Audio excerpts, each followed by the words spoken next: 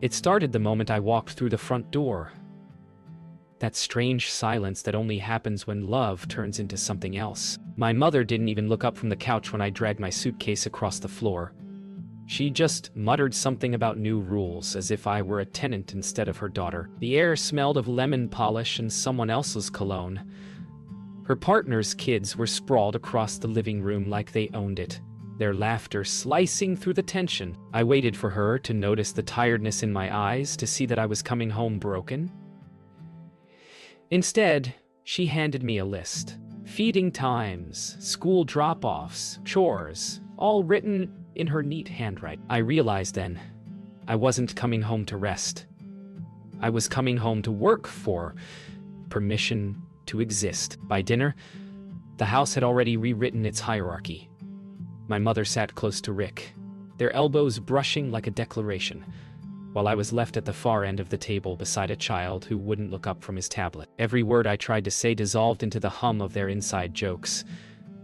My chair creaked louder than it should have, reminding me that I didn't belong to this table anymore. When Mom asked if I could pick up the kids from school the next morning, she didn't even look at me. She looked at him, as if for permission. Later that night, I overheard them whispering, the kind of whispering meant to hurt by being heard. Mom said I needed structure, that I'd fallen apart since the breakup. Rick said something about earning my keep. The words slid through the wall like smoke, stinging more, because I knew part of it was true. But there's a difference between needing help and being told your worth is a chore chart. The next morning, the sunlight looked cruel, too honest. I stood in the kitchen making toast for kids who barely mumbled thanks, while Mom hummed like nothing was wrong. My father's old mug still sat on the top shelf, chipped and untouched, and I wondered when she stopped pretending he'd come back. Maybe that's what this was. Her way of rebuilding, even if it meant replacing blood with strangers. When she finally said it, that I couldn't live there unless I agreed to take care of Rick's kids, it didn't even sound cruel at first, just practical. Like she was solving a math problem. But something inside me cracked quietly, and the sound was louder than any scream. I walked to the door without a word, feeling every step like a choice. When I turned the handle, I thought I was leaving behind the only family I had left. But on the other side, someone was already waiting.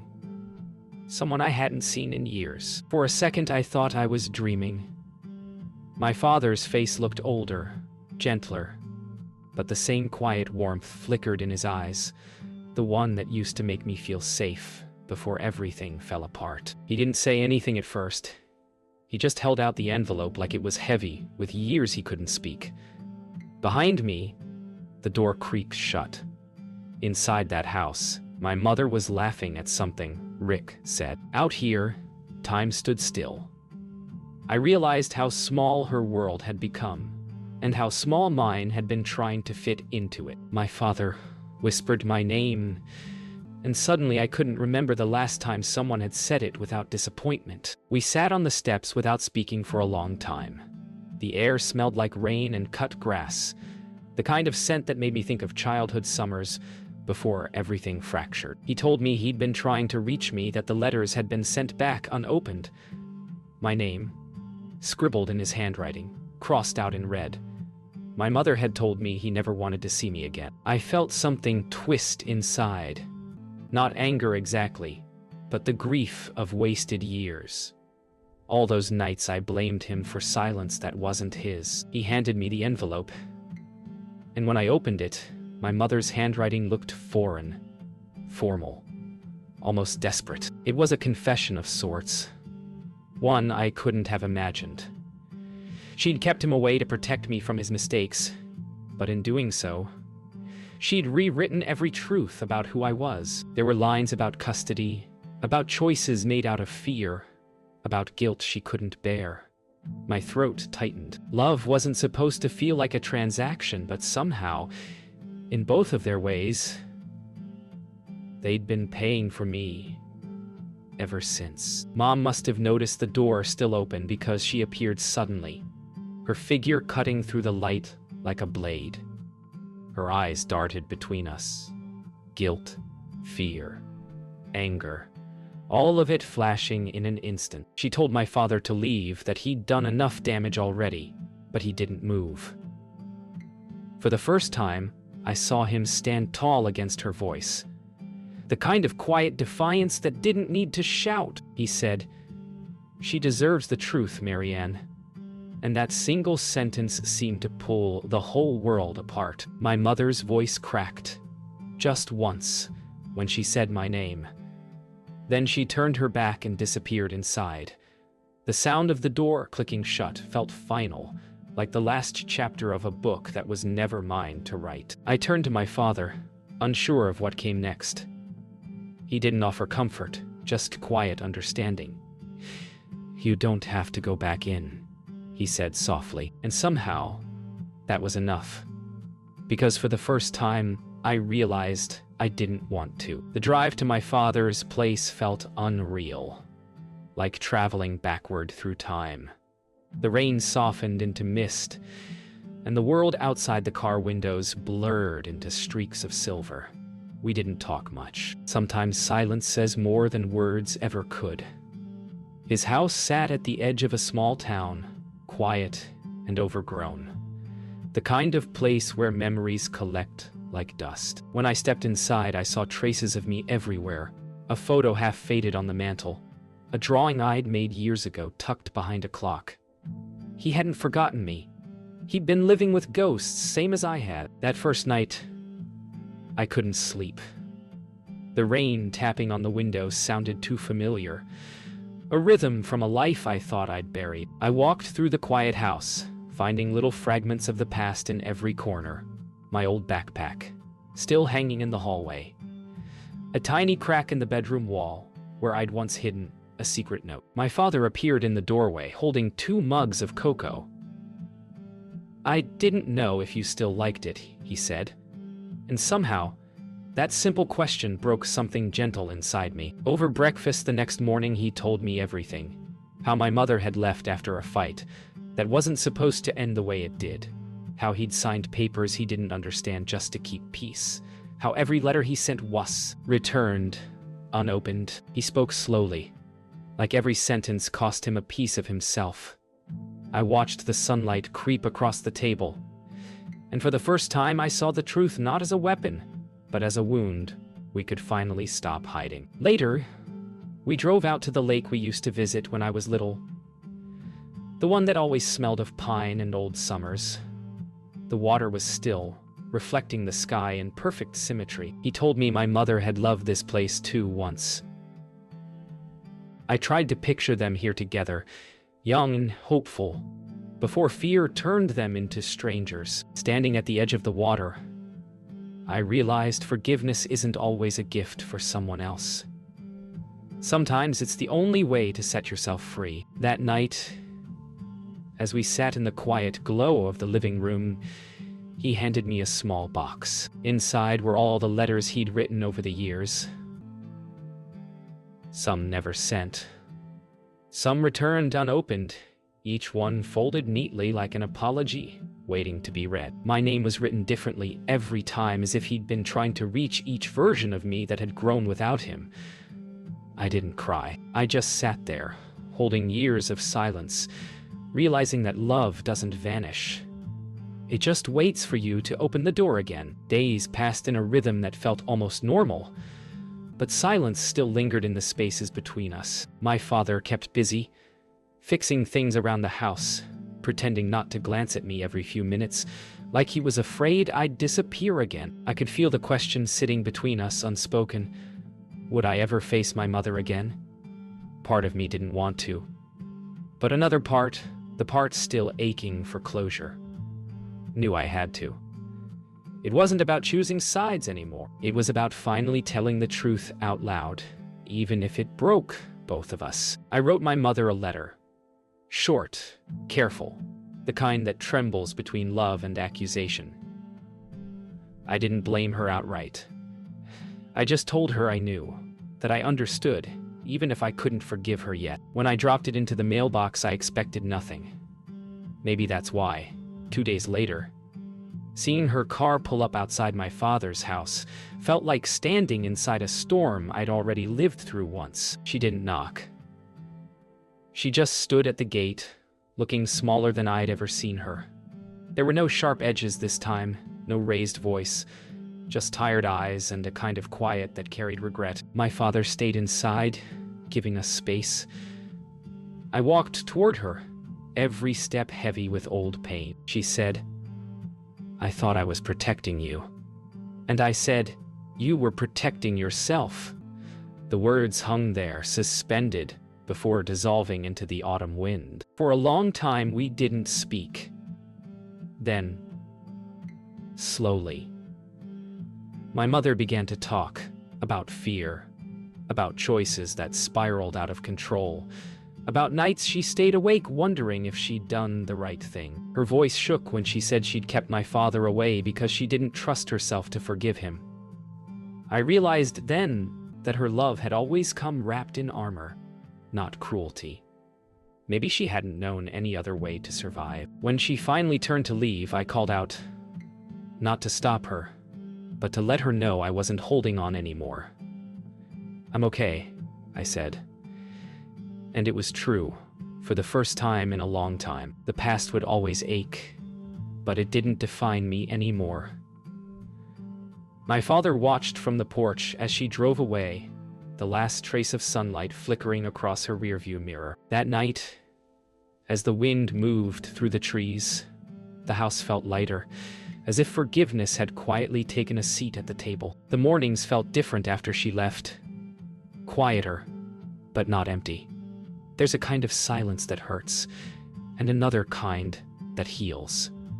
I'd finally found the second one. My father went back to his routines.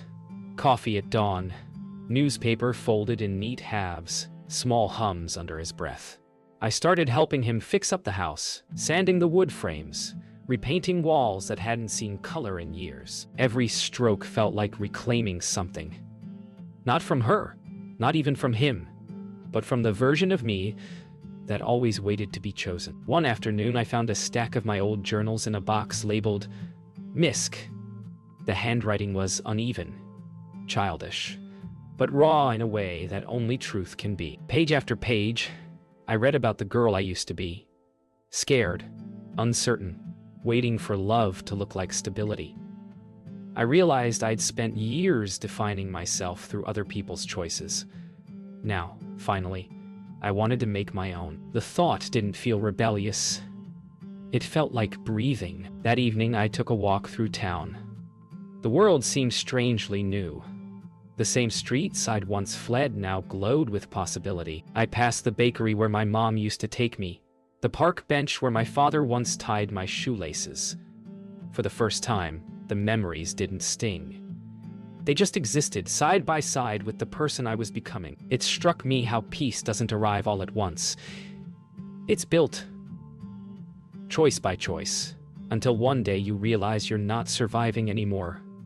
You're simply living. When I got home, my father was sitting on the porch, guitar in hand, strumming a melody I half remembered. He looked up and smiled.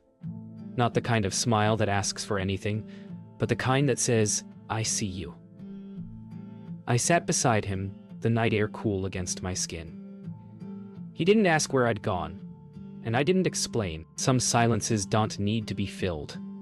The stars overhead felt close enough to touch, like the world was finally expanding again. Later, as I lay in bed, I realized the house no longer felt haunted.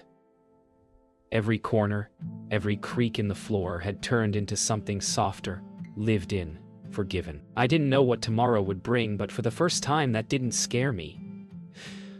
The girl who once stood at her mother's door, begging to belong, had finally found a place where she didn't have to earn her space. I wasn't anyone's burden or bargain anymore. I was home. By spring, the world had started breathing again. And so had I. The trees outside my window bloomed with reckless color, each petal a reminder that everything broken eventually finds a way to grow. I got a part-time job at the bookstore downtown, stacking stories written by people who had survived their own storms. Every day, I felt a little stronger, a little more myself. Sometimes I caught my father watching me leave for work. That quiet smile on his face, proud but cautious, as if afraid the world might take me again. But it wouldn't. Not this time. The bookstore became my sanctuary. The smell of old paper, the quiet murmur of pages turning, it was the sound of calm. That's where I met Noah, the kind of person who spoke softly, but looked at you like he was really listening. He didn't ask about my past. He asked what kind of stories I loved. I didn't realize it at first, but every conversation with him felt like a window opening. Not rescue, just recognition. The kind you don't expect and can't quite explain. Days turned into weeks, and our friendship slipped into something deeper without either of us naming it. He'd walk me home sometimes, talking about everything and nothing. One night, as the sky bruised violet, he asked if I ever missed before. I told him I didn't miss the people. Just the idea that love could be simple. He said, maybe love isn't supposed to be simple. Maybe it's just supposed to be kind. And for the first time, that sounded enough. When I told my father about Noah, he didn't ask many questions. Just listened. Maybe he understood that some things need to unfold without interference. He looked at me with quiet pride, the kind that comes when a parent realizes their child no longer needs rescuing. That evening, I found him sitting with his old guitar, humming the same tune from the night on the porch. Only this time it didn't sound like longing. It sounded like peace. On my walk home the next night, the sky opened up in sudden rain. I didn't run for cover. I just let it fall, cool against my skin, washing away everything that still clung to the past. The neon reflections shimmered in puddles, and I caught my own reflection. Not fragile, not lost, just alive. The girl who once walked away from her mother's door was now walking toward her own life, unafraid of what waited beyond it. Months passed before I heard from her again. The message was simple. She wanted to meet. Said there were things she needed to say. I almost deleted it. But something inside me knew this story deserved an ending, not an echo. We met at a quiet cafe halfway between our towns, the kind with chipped mugs and the smell of cinnamon and old conversations. When I saw her sitting there, she looked smaller, gentler. Not the woman who had demanded obedience, just a person learning how to carry her own regrets. We didn't talk about the past at first. We talked about the weather, her garden, meaningless things that felt safer than truth. Then she said it. I was wrong. 3 words that cracked the air open. She didn't try to justify anything. She just sat there, eyes glassy, voice trembling, saying she missed me every day, but didn't know how to undo what she'd done. I wanted to tell her I forgave her, but forgiveness isn't a line you speak. It's a bridge you walk across slowly. When we finally stood to leave, she reached out, a hesitant, trembling touch on my arm. For the first time, I didn't flinch.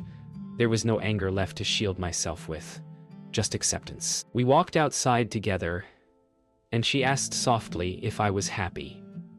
I told her yes. And for once, it wasn't a performance. She smiled. Small, sad, but real. Maybe that's all parents ever want, to know their children survived them, even if it meant surviving the pain they caused. That night, I went home and found my father sitting by the window reading. When I told him about the meeting, he just nodded, eyes soft, as if he'd known this chapter would come. We didn't say much. We didn't need to. Some endings don't demand applause. Just quiet acknowledgement that the storm has passed. I sat beside him watching the shadows move across the floor and thought how strange it was that peace can arrive without ceremony, like light through an open curtain. The next morning I stood at the same door I'd once walked out of, suitcase in hand, heart heavy with defiance. Only now, the air was still. The house calm. My life didn't begin with running away. It began with choosing to stop running. I locked the door gently and stepped into the morning light. Somewhere behind me, the ghosts finally settled. Ahead, the road stretched open and endless, And for the first time, I didn't need anyone waiting at the door. I was already free.